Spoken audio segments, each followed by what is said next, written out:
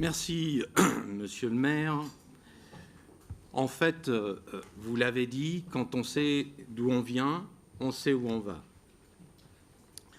Vous avez d'ailleurs dit beaucoup de choses et c'est pour cela que je serai bref, d'autant plus que l'intégralité de cette étude financière est sur le site web de la ville.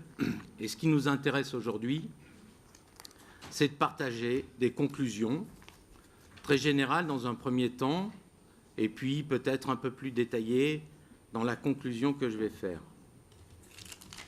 Au terme de cette mission, il apparaît que la situation de la ville de Grenoble peut être caractérisée par un endettement élevé, malgré les efforts faits sur les 2 précédents mandats pour réduire la dette.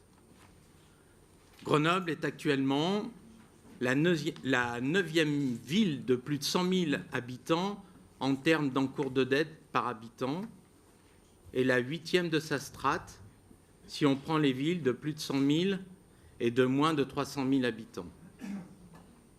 Une pression fiscale supérieure à la moyenne, le taux de taxe d'habitation pratiqué par la ville de Grenoble est supérieur de 0,51 points à celui pratiqué en moyenne par les communes de la même strate démographique, et le taux pratiqué par la ville de Grenoble pour la taxe sur le foncier bâti est supérieur de 13,65 points.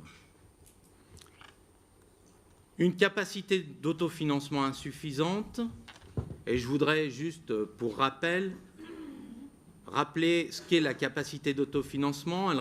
Elle représente l'épargne disponible une fois acquitté l'ensemble des charges de fonctionnement et les frais financiers. Le constat de cette dégradation de la situation financière de la ville, qui apparaît de façon irréfutable dans l'audit, confirme ce que beaucoup craignaient ou dénonçaient de longue date.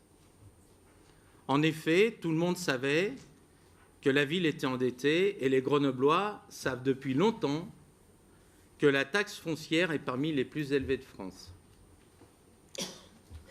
Seulement, les choix politiques qui ont continué à être faits et que nous n'avions de cesse de dénoncer n'étaient plus en adéquation avec les moyens, et cet audit le démontre. Cette rétrospective 2004-2013 nous permet de distinguer très nettement 3 périodes.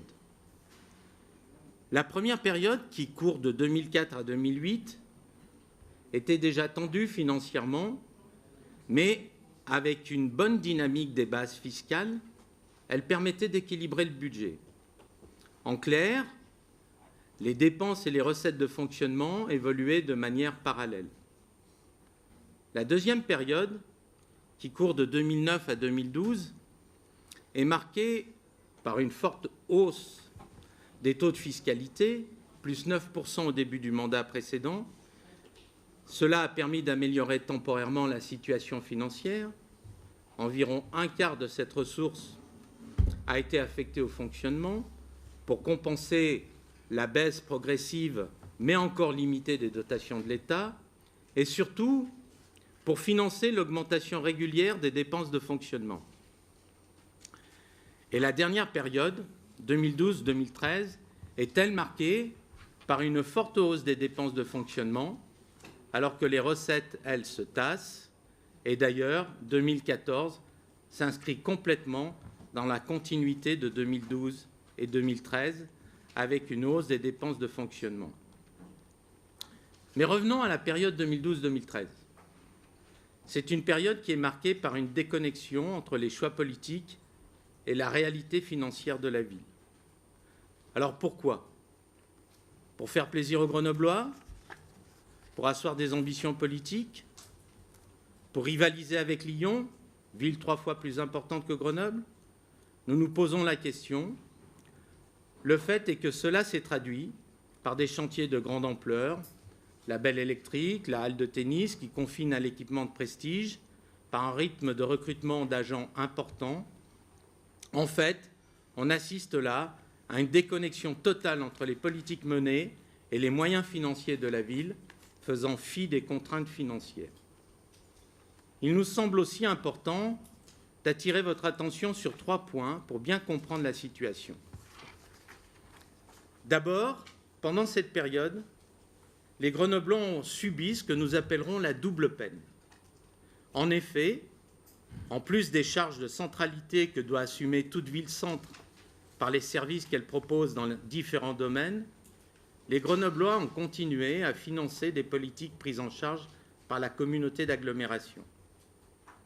Par exemple, dans le domaine économique et universitaire, la ville a continué à financer au-delà de ses compétences obligatoires et à un niveau élevé, environ 2,5 millions d'euros par an. Les mêmes politiques que la métro, CPER, plan campus, pôle de compétitivité, faisant supporter ainsi aux contribuables grenoblois une double contribution. Supporter des projets pris en charge par la communauté d'agglomération, par le Conseil général ou par la région, c'est autant d'argent public en moins pour le quotidien des Grenoblois, pour les écoles, la voirie, le patrimoine historique et culturel, en fait, tout ce qui fait de Grenoble, Grenoble. Le deuxième point concerne l'aménagement. La collectivité a engagé simultanément plusieurs opérations d'envergure, presqu'île, esplanade, Flaubert. Ces opérations sont très coûteuses pour la collectivité. La participation de la ville de Grenoble à la fin de l'opération ZAC Presqu'île est aujourd'hui estimée à plus de 100 millions d'euros, soit 2 fois la taxe d'habitation d'une année. Or, ce n'est pas une ZAC ou 2 sur laquelle s'est lancée la municipalité, mais sur 9, certaines d'entre elles étant fortement déficitaires, Vigny-Musset, Bouchaillé-Vialet. Le troisième concerne les chantiers de prestige, rapidement évoqués précédemment.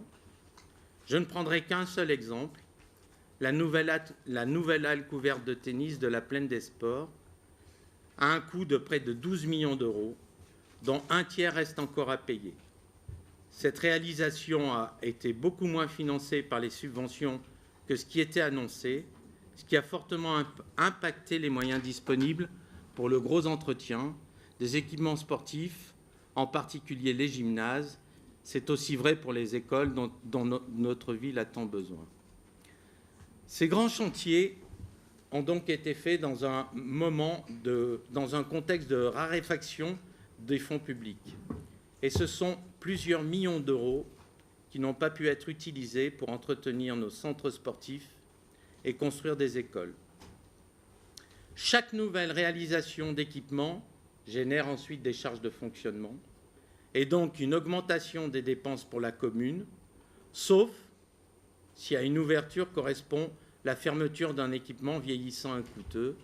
Or, ce n'a pas été le cas. C'est ce qui aurait dû être prévu pour la construction de la piscine des Dauphins, puis la rénovation de la piscine Bulle d'eau, mais cela n'a finalement pas été réalisé. Les 2 piscines ont été ouvertes et n'ont pas été suivies des fermetures de piscines vieillissantes et coûteuses. Pour conclure, ce travail met en évidence les choix politiques et les moyens de la ville. Peut-être était-il prévu de faire en 2015 une nouvelle augmentation d'impôts de 9 à 10%, comme en 2009. Nous ne le ferons pas. En acteurs responsables, nous construirons ce budget dans les marges très serrées de la réalité. Et j'en ai terminé là. Je vous remercie.